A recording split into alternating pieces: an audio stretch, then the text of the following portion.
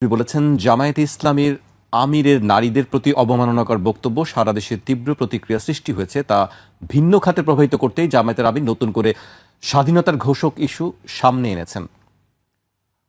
মঙ্গলবার চট্টগ্রামে সমাবেশে জামায়াত আমির মন্তব্য করেন, ৭১-এ LDP chairman Oli Ahmed we revolt ঘোষণা করেন। শরীফ ভাই, হঠাৎ করে স্বাধীনতার ঘোষণা ইস্যুটি আবার কেন সামনে? ধন্যবাদ। আমাদের পলিটিশিয়ানরা তাদের একটা বড় অংশ কখন কোথায় কি বলা উচিত এটি ঠিক থাকে না তাদের, এবং কখনো কখনো অপ্রয়োজনীয় বিতর্কগুলো সামনে নিয়ে আসেন। যে মুহূর্তে আমাদের রাজনীতি অর্থনীতিটা সব থেকে বেশি গুরুত্ব দেওয়া দরকার, এবং আপনি দেখেছেন গতকালকে কয়েকটা আন্তর্জাতিক প্রতিষ্ঠান নির্বাচিত সরকারের সামনে চ্যালেঞ্জগুলোর কথা বলেছে, ইন্টারন্যাশনাল ক্রাইসিস গ্রুপ এবং আমাদের প্রতিবেশী দেশ, তারা ইউরোপীয় ইউনিয়নের সাথে এবং গতকালকে সম্ভবত আজকে আমেরিকার সঙ্গে বাণিজ্য চুক্তি করতে যাচ্ছে, যেখানে তারা অনেক দিক থেকে তারা সুবিধা পাবে। এই ধরনের সুবিধাটা আমরা কিভাবে এনশিওর করতে পারি, নির্বাচিত সরকার কিভাবে করতে পারে, এই আলোচনা না হয়ে আমরা এখন আলোচনা নিয়ে আসছি স্বাধীনতার ঘোষণা নিয়ে। তবে এটি মীমাংসিত বিষয় কেন জামাতের আমির নিয়ে আসলেন, আমার কাছে দুই ধরনের ধারণা। একটা হচ্ছে যে গত কিছুদিন ধরে উনি বেশ কতগুলো জায়গায় বড় বড় ভুল করে তার দলের জন্য একটা নতুন নতুন বিতর্কের ফ্রন্ট ওপেন করে দিচ্ছেন। নারী ইস্যুতে এটি আকস্মিক না, তারা যে মনস্তত্ত্বটাকে ধারণ করে এবং প্রচার করে সেটা আমরা গত এক বছর দেখেছি, তার আগেও দেখেছি।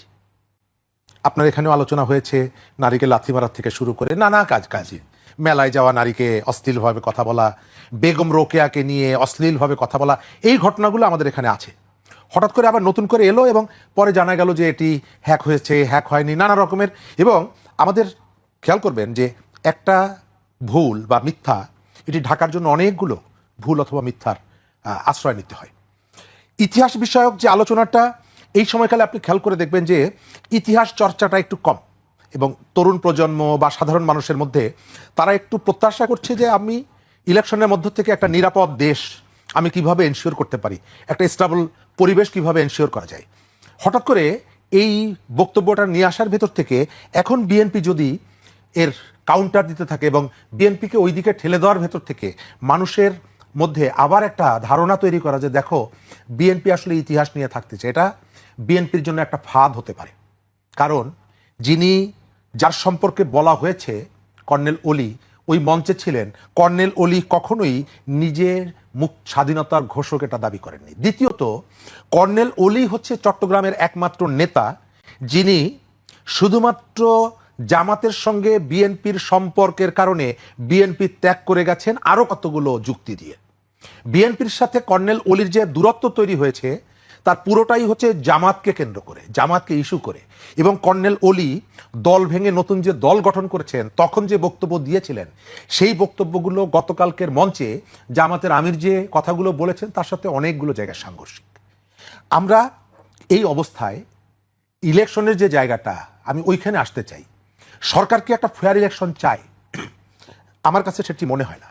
ভয়ের যে শাসন, এটি কেন ফিরে আসবে? এটি ফিরে আসার জন্য জামাত অপেক্ষা করছে, বিএনপি অপেক্ষা করছে।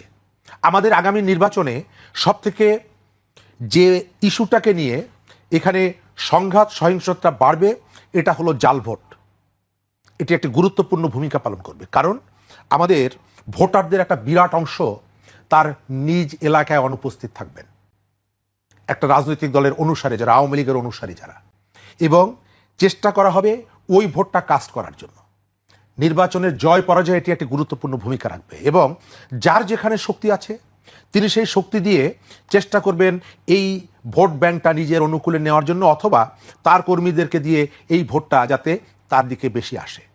আওয়ামী সমর্থক যারা অনুপস্থিত থাকবেন তাদের ভোটগুলো জাল হয়েছে বিভিন্ন জায়গায়, আমাদের ট্রেডিশনে আছে এটা।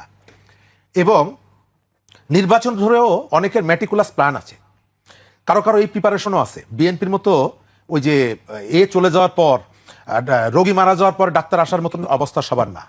নভেম্বরের 10 তারিখে ভোটার মাইগ্রেশন এটি ক্লোজ হয়ে গেছে, তারা গত কয়েকদিন আগে গিয়ে বলছে কোথা থেকে এলো, এরা কারা, কোথা থেকে এলো, ওবায়দুল কাদেরের সেই বক্তব্যের মতো। তো কারো কারো প্রস্তুতি আছে, প্রিপারেশন আছে। এই ভোটগুলোকে কিভাবে কাভার করা যায়। আমি যেটা মনে করি, সরকারের যে জায়গাগুলো আছে, পুলিশ প্রশাসন, শৃঙ্খলা বাহিনীকে সরকার নিজেই চায়নি যে তারা নিজের পায়ে দাঁড়াক। হবিগঞ্জের কথা মনে আছে? এই ঘটনার পরে পুলিশের মধ্যে যে ধরনের আত্মবিশ্বাসটা তৈরি হয়েছিল, আবার পুলিশ সেখান থেকে সরে গেছে। আপনি সন্ধ্যাবেলায় ধরলেন একজনকে, রাত্রেবেলায় আবার বিচারক খুঁজে বেড়াচ্ছেন, কারণ ভোর রাত্রে আদালত বসাতে চাচ্ছে জামিন দেওয়ার জন্য। তো এই যে ঘটনাগুলো, এই ঘটনাগুলো মানুষের মনের মধ্যে সংশয় এবং শঙ্কা তৈরি করছে। সরকার চালাকি করছে। নুরুল হক নূরের উপরে আক্রমণ হয়েছিল সেপ্টেম্বর মাসের 2 তারিখে, বিচার বিভাগীয় তদন্ত কমিটি হয়েছিল, এখন পর্যন্ত 15 দিনের জন্য এখন পর্যন্ত রিপোর্ট দেয়নি। এই সরকার প্রথম থেকে পলিসি নিয়েছে দুটো। এক হচ্ছে মাঠে তার একটা বাহিনী থাকবে যারা ভিন্ন মত, ভিন্ন পরিচয়, এটা নিয়ে যদি কেউ আসে তাদেরকে আক্রমণ করা হবে। এবং আক্রমণের মাত্রাটা দেখেছেন, আপনার অফিসের সামনে পোস্টার লাগানো আছে। এই যে টিআইবির কথা বললাম, ডক্টর ইফতেখারুজ্জামান সহ যারা গণ অভ্যুত্থানে পক্ষে দাঁড়িয়েছিল, আমাদের দেশের ইম্পর্টেন্ট লোকজন, নানা ধরনের পেশায় খুব নামকরা লোকজন, তাদের নামের পোস্টার আছে। তাদেরকে গ্রেপ্তার করতে হবে, তারা রাষ্ট্রদ্রোহী।